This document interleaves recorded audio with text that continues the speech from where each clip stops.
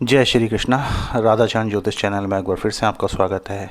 आज के इस छोटे से शॉर्ट वीडियो में मैं लेकर आया हूँ कि आज दिवाली का दिन है। यदि इस समय आप एक विशेष मंत्र का जाप करें तो उससे आपको कैसे माँ लक्ष्मी को प्रसन्न कर सकते हैं, कैसे आप नए नए धन के स्रोत खोल सकते हैं।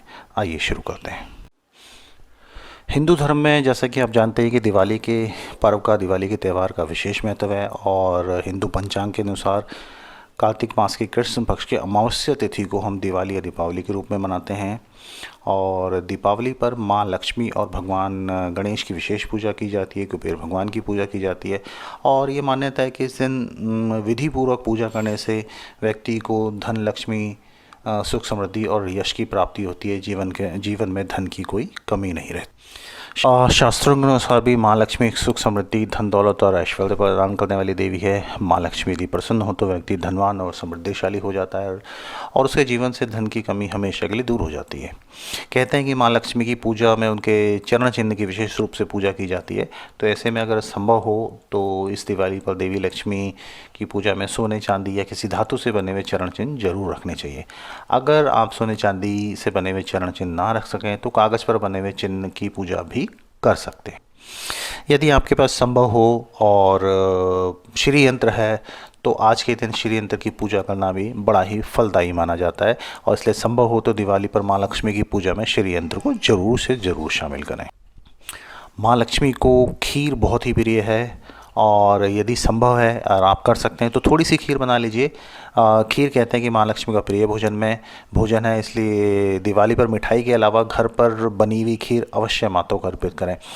और मान्यता है कि माँ लक्ष्मी उन्हीं घरों में ज़्यादा प्रसन्न होती है, उन्हीं लोगों से ज़्यादा प्रसन्न होती है जहाँ पर साफ़ सफाई सबसे ज़्यादा होती है।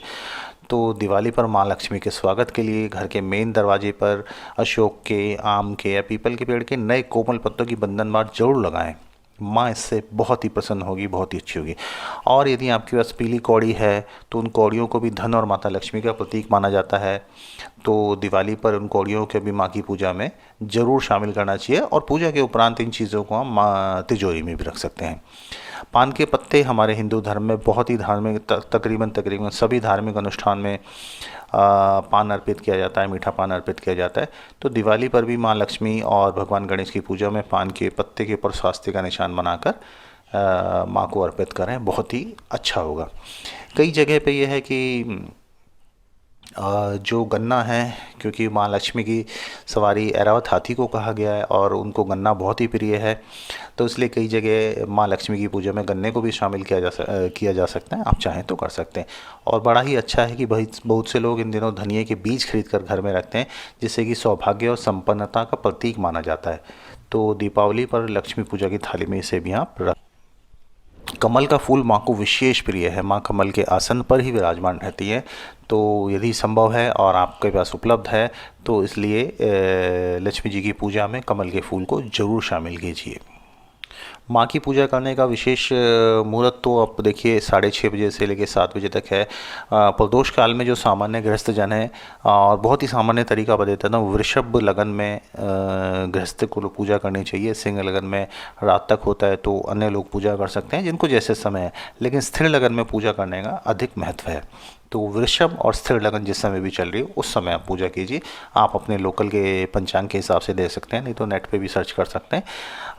इस बार दिवाली पर ये वृषभ काल का मुहूर्त शाम को 7:26 से लेके रात के 9:26 तक है। 2 घंटे का नॉर्मली हर एक लगन होता है। इसमें भी विशेष जो लक्ष्मी पूजन है आप 7:26 से लेके 8:40 के बीच में कर सकते हैं। उसके बाद यदि किसी को रात्रि पूजन करना है तो रात को 11:58 से 12:45 तक भी कर सकते हैं।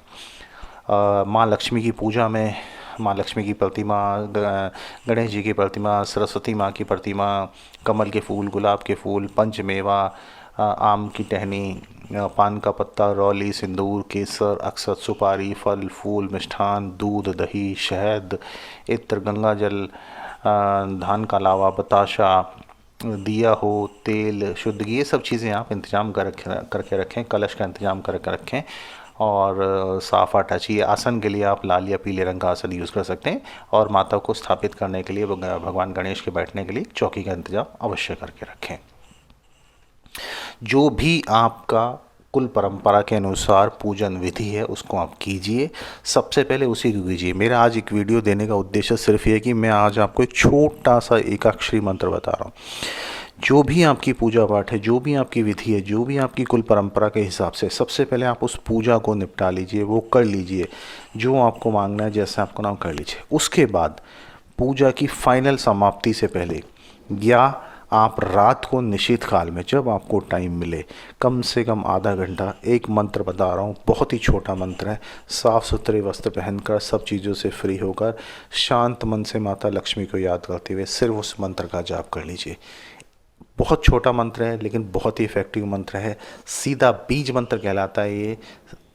जो आपका उद्देश्य है, जो आपको धन संपत्ति दौलत चाहिए या सब अष्टलक्ष्मी एक तरह से चाहिए, सब तरह की लक्ष्मी का सुख चाहिए, धन से, दौलत से, गाड़ी से, घर से, वो सब ये एक मंत्र देने की क्षमता रखता है, बशर्ते इसको सही मंशा के साथ अच्छे तरीके से किया जाए। मंत्र बहुत छोटा सा है, बहुत लंबी वीडियो मैं नहीं बना रहा हूँ, इसलिए सिंपल आपको बताता हूँ। बहुत छोटा मंत्र है, श्रीम। आसन पे बैठ जाइए, सब पूजा पाठ से फ्री हो लीजिए। मैं आपकी किसी नॉर्मल पूजा पाठ को चेंज नहीं कराना चाह रहा, लेकिन बस ये है कि सब पूजा पाठ करने के बाद फाइनल एक वर्ड का आपको आधा घंटा बैठ के जाप करना है, माँ लक्ष्मी की फ़ोटो पे ध्यान लगाते हुए। मंत्र है श्रीम श्रीम श्रीम श्रीम। बस शांत भाव से, स्वच्छ होकर, शांत होकर आसन पर बैठकर ये जाप करते रहिए। कुछ नहीं करना, किसी आपकी जो नॉर्मल पूजा पाठ चलती है उसको चलने दीजिए, वो करके फाइनल ये कीजिए। धीरे धीरे करके इस श्रीम मंत्र का जाप को आप रेगुलर पूजा में भी शामिल कर सकते हैं, डेली पूजा में भी शामिल कर सकते हैं। आप देखेंगे कि हफ्ते, 10 दिन, 15 दिन, महीने भर के अंदर अंदर आपके धन संपत्ति के आगमन में, उसके आगम में बहुत फ़र्क पड़ जाएगा। बहुत चीज़ें आपके रास्ते खुलने लग जाएंगे, बहुत आपको नई नई दिशाएं मिलने लग जाएंगी, नए स्रोत मिलने लग जाएंगे। उम्मीद करता हूँ ये छोटा सा मंत्र आपके लिए अनंत संभावनाओं के दरवाजे खोलेगा। इसी के साथ जय माता दी, जय माँ महालक्ष्मी।